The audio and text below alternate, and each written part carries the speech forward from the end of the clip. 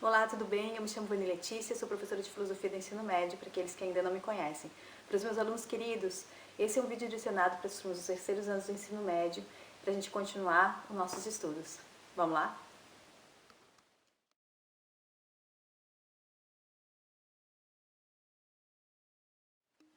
Então, pessoal, dando sequência aos nossos estudos, hoje a gente vai falar sobre um pensador contemporâneo, muito interessante pela forma como ele aborda, por a temática, os temas que ele aborda também, que é o Michel Foucault.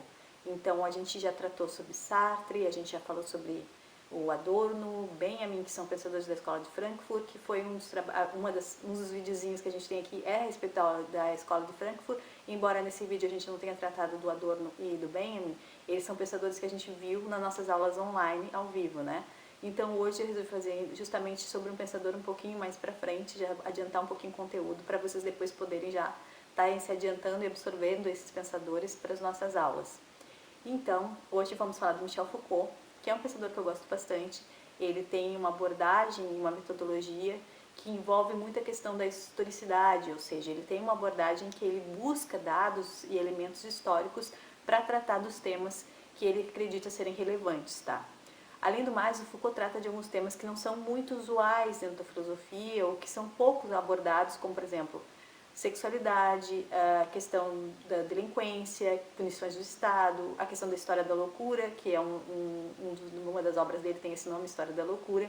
Então, Foucault vai abordar temáticas que não são muito comuns dentro da área da filosofia, mas que são muito relevantes para o nosso cotidiano, para a nossa vida, justamente porque fazem parte, né, disso tudo. E ele acredita justamente que ao abordar esses temas, ele está desenhando mais ou menos e delimitando e abordando e mostrando qual é o encaminhamento social e o encaminhamento principalmente do pensamento das pessoas de acordo com essas diretrizes, esses assuntos, né? Foucault, ele tem uma relação, por exemplo, com a questão do poder, que ela entremeia tudo isso, que talvez seja uma das questões mais fundamentais dentro da filosofia dele. Tá? Então, ele é um pensador muito interessante, eu gosto bastante, ainda tem pessoas que torcem um pouquinho o nariz, mas eu acredito que ele seja importante da gente falar sobre ele sim, justamente pelos temas que ele traz para dentro da filosofia, para terem esse olhar crítico, esse olhar racional, né? E justo também porque ele mostra coisas que muitas vezes estão sutilmente, a gente não percebe, mas que elas estão sutilmente ali na nossa frente e a gente às vezes não consegue realmente de fato abordar. Mas ele tem um olhar muito sagaz sobre tudo isso. O Foucault, então, vai abordar vários assuntos, como eu estou falando para vocês, mas ele vai ter fios condutores para esses assuntos, tá? E quais são os fios condutores? São a questão da liberdade e, de outro lado, a questão do saber, relação entre saber e poder. Ou seja, todos os assuntos que ele vai tratar vão ser conduzidos basicamente por essas temáticas, tá? Esses dois temas vão estar centralizados ali, vão estar sempre permeando as obras do Foucault. E, além disso, Foucault tem um método, tá? Para cada período e para cada assunto que ele vai abordar, ele tem uma metodologia distinta. Ele tem 3 métodos que a gente pode basicamente mapear dentro dos estudos dele. A gente tem a abordagem arqueológica, a gente tem uma abordagem genealógica e a gente tem uma abordagem ética, tá? Então, as obras vão ser estruturadas bem dentro dessa metodologia que ele apresenta. Lá na página 14 de vocês têm justamente para cada método as obras que o Foucault justamente trabalhou, né, que ele falou. Eu vou citar aqui para vocês algumas para eu poder também explicar, tá? Então, na arqueologia, que vai envolver seus trabalhos de base historiográfica, quais são as obras mais marcantes? A História da Loucura, O Nascimento da Clínica, As Palavras e as Coisas e a Arqueologia do Saber, tá? Vamos pensar no trabalho de um arqueólogo, tá? O arqueólogo é aquele cara, lembrem, pensem no Indiana Jones, tá? Não sei se também se vocês viram Indiana Jones, mas enfim, que é um arqueólogo, que é aquele cara que vai buscar artefatos, dados, documentos, ou seja, ele vai buscar provas históricas que sustentam uma tese, alguma coisa que ele está querendo provar ali, tá? Então, o trabalho de arqueologia do Foucault é esse, ele vai buscar então esses dados, justamente porque aqui ele está falando de, pensem, ó, História da Loucura, Nascimento da Clínica. Tu está falando de origens históricas de algumas coisas, as palavras, as coisas, e a arqueologia do saber propriamente dito. Como é que o saber se configura, como é que as coisas começam, qual é a origem disso tudo, tá? A genealogia é uma outra abordagem, tá? Que ele vai estar lá nos chamados estudos de poder. E aqui vão estar os livros mais famosos dele, Vigiar e Punir, e o primeiro volume da História da Sexualidade. Genealogia tem sempre a ver com a questão de origem, tá? E a questão do poder para o Foucault é uma coisa muito importante e ele vai abordar isso com uma forma com muito afinco, porque ele vai perceber que todas as nossas relações são relações de poder.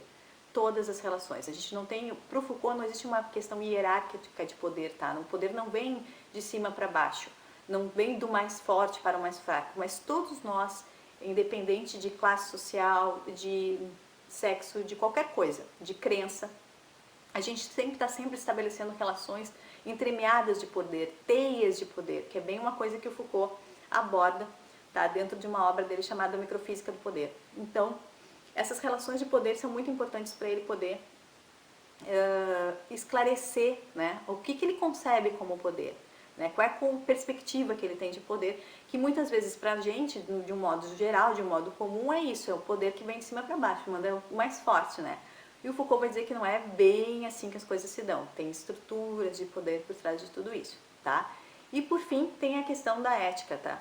Que vai justamente estar relacionada no segundo volume da História da Sexualidade e em uma outra obra dele, né, que foi publicada, que é O Cuidado de Si.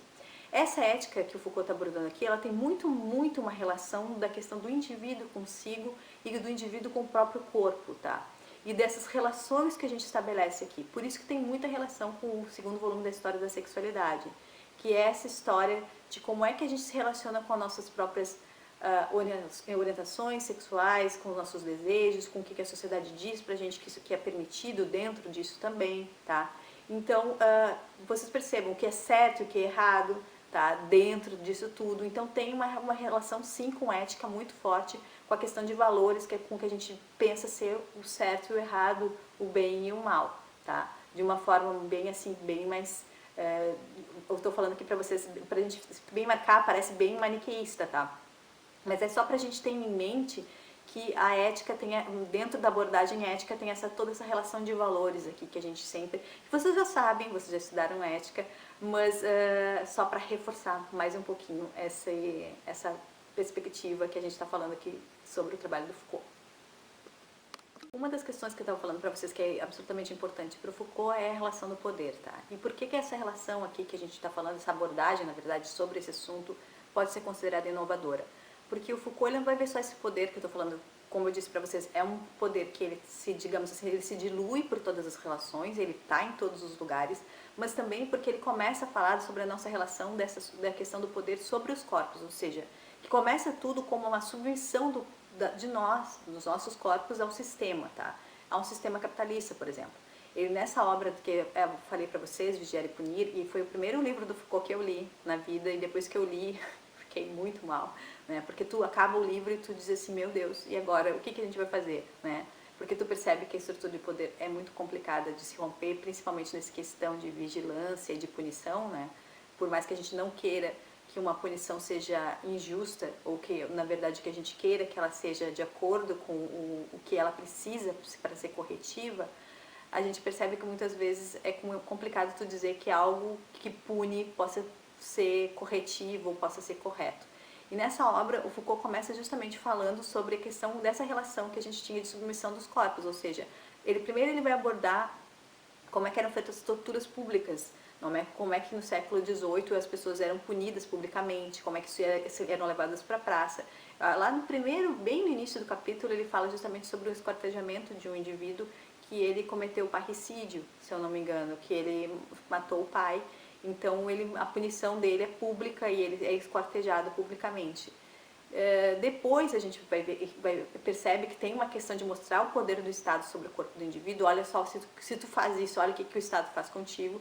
E depois a gente percebe que vem uma moral, que vem toda a concepção cristã e tal, começa a dizer que não é tão legal tu ficar fazendo isso publicamente, não é tão bom assim a gente fazer isso. Surge uma nova moral e com isso as punições passam a ir para um espaço fechado e passam a ir para outros ambientes. E aí começam a surgir, tem os nascimentos das prisões, mas ainda assim tu tem uma submissão ali do corpo, ou seja, desse indivíduo que vai ser enclausurado, vai perder a liberdade para poder ser punido por algo que ele fez. E ter justamente o corpo dele submetido, em última instância a liberdade dele ser retirada, para que ele pague socialmente pelas questões, por tudo que ele fez. enfim. Aqui a gente não está abordando a questão de se isso é correto ou não, mas que para o Foucault é assim, tá? Essa é a abordagem que ele vê. E isso é uma coisa que dá para a gente pensar se a gente joga para os dias atuais, principalmente quando a gente percebe que a violência ela não é algo que ela deixou de existir, ou seja, ela não é algo que com o tempo nós melhoramos, a questão melhorou. Muito pelo contrário, hoje a gente percebe que infelizmente há um crescente de violência, principalmente no que a gente tange, porque a gente fala em relação à questão de violência doméstica, por exemplo, violência contra a mulher, violência contra a criança, violência contra idosos, até mesmo violência contra animais, tá? Então há ainda uma percepção de que a gente pode submeter o outro pela força e submeter o outro pela violência em relação ao próprio corpo dele, tá? Então, quando a gente fala, por exemplo, de um problema de violência doméstica, a gente percebe muitas vezes, a gente vê, vocês veem isso em jornais, na internet, que muitas vezes aquela mulher que está naquela situação, e vamos pegar bem os exemplos femininos, porque justamente existem muito mais relação com a questão do machismo predominante, enfim, uma série de coisas do que contra homens, tá? Que não existam homens que sofram violência dentro dos seus lares, mas é muito mais comum em relação às mulheres, que essas mulheres estão lá e elas muitas vezes se submetem àquela situação por medo, por estarem numa situação de vulnerabilidade por causa dos filhos, vulnerabilidade financeira também. Então tem uma série de problemas, então elas se submetem ao próprio corpo, submetem a própria vida muitas vezes dentro dessa relação ali, que é uma relação de poder e que elas muitas vezes elas não conseguem sair dali, né, se desvincular disso. Então Foucault mostra que infelizmente essa coisa do poder em relação ao corpo, ela é uma coisa que as pessoas não percebiam muito isso, não viam quanto o Estado também estava interferindo nisso, e ele começa essa abordagem dele falando lá no caso da questão das punições e das prisões, que é nessa obra Vigiar e Punir, que eu digo para vocês, é uma obra em que ele tem figuras históricas, ele traz desenhos de presídios, desenhos de aparelhos de tortura, né, de aparelhos corretivos, entre aspas. Então ele traz toda essa questão, é um livro forte. Eu digo para vocês que quando eu acabei de ler, eu digo assim, eu parei, eu falei para o meu professor, meu professor Luiz, eu disse assim, olha, e agora, o que a gente faz? Né? O que a gente faz para poder sair disso? Então, realmente é um livro que ele te dá ele te puxa um pouco para a realidade, te deixa meio desnorteado com o que a gente percebe dessa realidade tão dura que a gente vive em relação à questão de punições e de violência. Embora a gente seja totalmente contra a violência, de certa forma, não tem como tu punir alguém sem que seja através de algum tipo de ato violento, porque retirar a liberdade de alguém também é um tipo de violência, né? Quando Foucault, então, aborda a questão do saber e do poder, né, ele vai abordar isso de uma forma genealógica e também arqueológica. Ele não está querendo aqui dizer que isso é uma questão linear, uma questão fechada, ele não está querendo estabelecer qual é o poder ali, qual é o saber, mas justamente quais são as possibilidades, o que possibilita com que determinados tipos de saberes possam ser considerados corretos e outros saberes possam ser desconsiderados ali. Então ele está querendo muito mais uma relação de descontinuidade desse saber, está tentando entender quais são as formas como esse saber é possível, do que possivelmente identificar e apontar e ter uma ciência a respeito desse saber, tá? Então isso é uma questão bem primordial. O Foucault a gente pode até dizer que para ele saber é poder, porque obviamente a gente tem aqui questões e sistemas e ideias que se impõem sobre outras. Ou seja, tu tem uma relação forte de que em algum momento, historicamente falando, determinadas situações são consideradas mais fortes e conseguem se sustentar, e como tipo o sistema capitalista que consegue se sustentar e se manter, do que outras ideias que possam estar sendo colocadas ali. Então isso é uma questão bem importante aqui para a gente salientar que o Foucault tem essa observação, essa análise de como essas relações de poder sustentam o saber e o saber sustenta o poder, tá? Porque justamente há uma implicação mútua entre essas duas coisas. Tu não consegue separar, para Foucault não existe uma separação entre saber, o saber é uma coisa e poder é outra. Elas estão implicadas mutuamente e disso surgem uma série de outras questões que são abordadas ali pelo Foucault. Na página 15 de vocês, está falando justamente o seguinte, lá no parágrafo 1, 2, 3, no quarto parágrafo, ele diz o seguinte: Foucault não pretende buscar os fundamentos perenes e imutáveis do conhecimento, né? Mas o modo como uma concepção de razão, ao opor-se a si própria em um contexto determinado na forma da loucura, delinquência, crime, sexualidade, pode constituir-se em uma experiência historicamente singular e gerar saber e poder, né? Então, o que naquele momento permitiu que determinada coisa fosse ser considerada uma loucura? Por que determinadas condições e atitudes de uma pessoa possam ser chamadas de loucura e outras não? O que é sanidade? O que é loucura? O que permite-se que em determinado momento a gente construa lugares para manicômios, para colocar essas pessoas, né? Por que se faz isso? Então, é justamente o que está por trás disso é que o Foucault está querendo observar ali, está querendo analisar. E aí diz o seguinte: ele empreende uma espécie de decupagem do mundo, ou seja, o que ele vai fazer? Ele vai meio que estar filtrando ali, tá? Ele vai estar justamente revisitando, olhando o que está acontecendo naquele momento. Então ele tem um mapa subterrâneo da ciência que está por trás dos controles da vida moderna. Percebam que é uma abordagem que está relacionada novamente com a questão de controle do poder, tá? Então, é esse processo epistemológico, ou seja, a gente está buscando conhecimento aqui, né? Foucault dá o nome de episteme. Para ele, cada época da história possui sua episteme, que é legitima e lhe dá sentido. Então, de acordo com determinada episteme, ou seja, a forma de saber, de conhecimento de determinada época, vai ter uma legitimação e isso vai ser feito daquela forma de acordo com essa episteme, tá? Ainda diz mais, né? Esse poder subterrâneo, disperso, anônimo e por vezes dissimulado, porém eficiente, não se identifica com o poder do Estado, que é o que eu estava falando para vocês no início, tá? Na forma de instituições e aparelhos que sujeitam o cidadão ao poder das leis, embora possa ser exercido também por ele. Mas como um feixe de forças complexas, estratégicas e heterogêneas, difuso em toda a sociedade, que é o que eu também estava dizendo, Foucault chama esse feixe de forças de microfísica do poder, que é uma obra dele muito interessante. E ele diz: o poder atomizado e a sociedade na qual ele opera da sociedade disciplinar. Então, por que uma sociedade disciplinar? Porque é uma sociedade justamente que vai controlar esses indivíduos, que vai disciplinar esses indivíduos, tá? Vamos pensar, e eu sempre falo sobre isso, na questão de uma sala de aula, tá? Que a gente está com saudade, a gente está nessa forma de online de termos aula, por causa de toda a questão que a gente está do coronavírus, enfim, mas estamos com saudade da sala de aula. Mas vamos pensar na disposição de uma sala de aula, tá? Quando a gente antigamente tinha aquela passarela, em alguns lugares ainda tem cursinhos para o professor ficar mais alto, né? Os alunos todo mundo sentadinho, retinho. É uma forma de controle que tu tem sobre aqueles corpos para tu poder analisar e controlar aqueles indivíduos que estão dentro daquele espaço, tá? Então, o púlpito, para a pessoa poder ficar mais alta também, falar num púlpito, ficar mais alto do que os outros, mostrar poder ali naquela situação. Então, é uma forma de disciplinamento, ou seja, de controle desses indivíduos, tá? E como eu estava falando para vocês, esse poder ele é difuso, ou seja, todas as relações, entre homem e mulher, entre os filhos, entre os amiguinhos da escola, entre pessoas que tu gosta, ou pessoas que tu encontra na rua, ou então de repente, todas as relações que a gente tem ali são relações de poder. Então é isso que interessa para ele, abordar e analisar essas relações que estão diluídas, né? Ele fala justamente dessa teia, dessa microfísica do poder, ou seja, de vários lugares onde esse poder pode estar, porque é bem como eu estava falando para vocês, não é um poder que a gente pensa, o Estado tem poder, obviamente que sim, mas não é só ele que tem, né? Esse poder está diluído, ou seja, ele está por todos os lugares, ele faz parte da vida das pessoas ao tempo todo, e a gente tem essa questão de disciplinamento que a gente não percebe.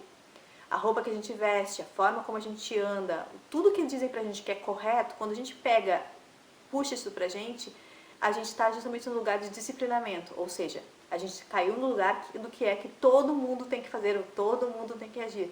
Isso é dado pela sociedade. Em nenhum momento as pessoas, quem é que diz que isso é certo? Alguém diz, em algum momento, em algum lugar. E aí a gente absorve e a gente se comporta daquela forma. Então, são questões bem primordiais aqui, bem interessantes para essa abordagem. Em seguida, o Foucault vai falar sobre a relação, aliás, Foucault não, o livro de vocês vai falar sobre a relação entre medicina e poder, que vai ser abordado lá justamente na História da Loucura, perdão, que é um livro em que ele vai falar como é que surgem justamente esses lugares para tratamento das pessoas que tenham problemas de saúde mental. Tá? Então ele vai justamente falar também desse poder, também desse saber médico, que é direcionado para as pessoas e que também vai falar o que é certo e o que é errado a respeito da loucura. Uma das coisas que eu acho mais interessante da abordagem do Foucault é que ele fala muitas vezes que não é a loucura que diz o que é a loucura, é a sanidade que está falando a respeito da loucura. Então, essa perspectiva não é que a pessoa vai dizer, olha, eu sinto isso, isso, isso. Não, é uma pessoa que tem a racionalidade no lugar, um médico que vai falar a respeito disso para essa pessoa, tá? Então, tem essa relação e muitas vezes a pessoa vai dizer assim, olha, quando está consultando com alguém, com um médico, obviamente ele estudou muito mais do que qualquer cidadão comum para isso, mas é aquela questão de confiança no que ele diz, porque é o saber que ele tem, é o poder que ele tem ali também, tá?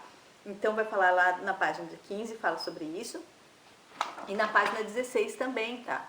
Então vai falar justamente que o louco, a primeira abordagem que tinha sobre o louco, não é que ele fosse alguém, os loucos, as pessoas que estavam na rua, não eram consideradas pessoas doentes, mas eram libertinos, eram pessoas que tinham muitas vezes até contato com deuses, enfim, as primeiras relações com a loucura, elas não eram essas relações que a gente tem hoje de temor e de desligamento ou de isolamento dessas pessoas, mas era uma relação muito mais até de contato com o divino do que essa relação que a gente pensa hoje, pode pensar hoje de enclausurar essa pessoa, retirar do contato social, porque essa pessoa tem um problema de saúde.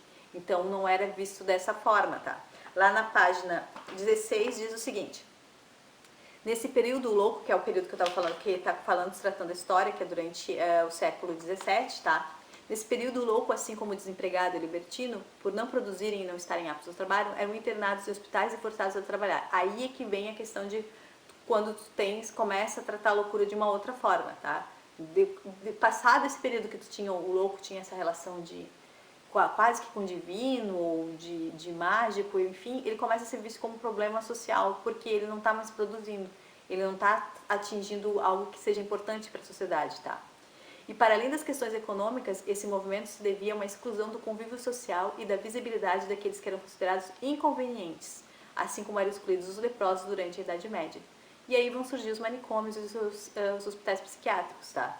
Então, ele vai falar justamente que essa relação, esse discurso para falar sobre a loucura é um discurso do poder, tá?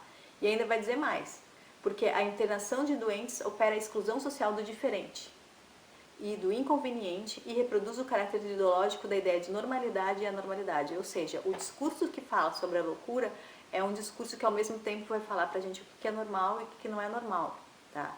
Então é um discurso que ele é excludente, ele está retirando aquelas pessoas da sociedade e principalmente é um discurso que ele não sabe tratar com o diferente, tá? Essa é a abordagem que o Foucault vai dar para a questão dessa relação de medicina e poder, dessa relação quando ele está tratando lá na História da Loucura, que é algo que está sendo abordado aqui dentro do nosso capítulo 15. E, por último, vai falar assim, lá sobre a questão da influência do pensamento do Foucault, tá? Em diversas áreas da história, da política. Enfim, ele era um pensador contemporâneo. Foucault faleceu acometido pelo vírus da AIDS, então é uma coisa muito recente. A gente pensa assim, quando a gente pensa em Platão, Aristóteles, ou mesmo nos pré-socráticos, esses caras estão muito distantes da nossa vida. Quando a gente olha para um pensador contemporâneo, justamente ele está ali, né, pertinho da gente, há algumas décadas, ele não faz muito tempo que isso tudo aconteceu, que ele tinha essa abordagem. E ele é um pensador extremamente interessante por causa disso, porque ele traz essas temáticas também que são diferentes pra gente, né? Do que a gente está acostumado a ver em filosofia, do que a gente está acostumado a lidar com o ser, com a questão do metafísico, ainda com as questões da racionalidade. Não é exatamente isso que ele está abordando aqui. Então, dá um ar de, opa, o que esse cara está falando aqui de tão diferente que a gente ainda não tinha se tocado, né? A gente vai ver poucos pessoas que vão falar sobre a loucura, ou quase nenhum. E quem é que vai tratar da sexualidade também, né? Então, é uma abordagem bem diferente. Então, lá na página de vocês 17, vai falar o seguinte: passadas 3 décadas de sua morte, o pensamento de Foucault ressoa em áreas diversas, como história, política, antropologia, direito e sociologia, que eu estava falando para vocês, tá? E ele vai falar justamente sobre essa questão toda de controle social, que é uma abordagem diferente, né, das outras, e que vai evidenciar vai jogar luz, então, em cima desses problemas que muitas vezes a gente não percebe, a gente não vê, ou a gente realmente, de fato, está alienado da vida e a gente não tem o hábito de perceber isso, como estamos sob controle de várias coisas, né? Mas vocês, com certeza, na vida de vocês, vocês percebem isso. A gente vê nos exemplos inúmeros, né? Eu me lembrei de um agora, de casos de pessoas que são grandes, altas, ou pessoas que são fortes, né, fisicamente falando, ou pessoas que têm um pouco mais de peso, que essas pessoas têm dificuldade, por exemplo, em sentar num avião, entrar dentro de um ônibus, até mesmo sentar numa cadeira, numa festa em algum lugar, porque esse lugar não foi feito para o corpo dela, né? Foi feito por um padrão e ela não está dentro do padrão, mas por ela não estar dentro do padrão não significa que ela não exista, né? Ela existe. E aí como é que a gente dá conta da existência dessa pessoa? A gente não pode também só querer lidar com o que a gente acha que é padronizado, só com o que cai dentro dessa questão de normalidade. Hoje mesmo eu estava vendo no Instagram uma moça que ela passou por um processo de engordar e emagrecer, e hoje a gente fala muito sobre a questão da gordofobia e toda essa questão relacionada com o corpo, né? E a gente sabe muito dessas coisas dos haters, que são essas pessoas que vão pra internet só pra falar mal dos outros, sabe, sei lá por quê. Quem é feliz, como eu sempre digo, não incomoda, mas tem gente que incomoda, provavelmente porque não estão bem na vida deles. Então essas pessoas vão lá e ficaram atacando muito essa moça em relação a essa questão do próprio corpo dela. Então, ainda hoje a gente percebe que a gente tem uma sociedade que está querendo controlar o corpo dos outros. Está querendo dizer que a pessoa tem que vestir, como ela tem que ser, qual é a cor que ela tem que usar de roupa da estação, ou qual é o corpo que ela tem que ter, né? Aí eu vi comentários absurdos que era: tu não tem vergonha de botar essas pelancas pra fora, umas coisas assim, sabe? E que é chocante da gente perceber que alguém tem a coragem de escrever isso para uma outra pessoa. Mas é fruto disso, é muito fruto de uma sociedade de controle, de normalidade. A gente não sabe lidar muito bem com o diferente. E eu acho que na minha concepção, na minha abordagem filosófica, na minha visão de ser humano, assim como na minha visão de ser humano, essa talvez seja a maior contribuição do Foucault. É olhar para o diferente e dizer: nós não estamos sabendo lidar com isso. Tá bem? Por hoje era só, espero que vocês tenham gostado da aula, do videozinho, tá? Dá um like. Não, tô brincando, não precisa dar like, mas espero que contribua para a vida de vocês de alguma forma, principalmente para a nossa questão dos nossos estudos, tá ok? Beijo grande, se cuidem, máscaras ao sair e bastante cuidado, tá, minha gente? Que logo, logo, se Deus quiser, isso tudo vai passar.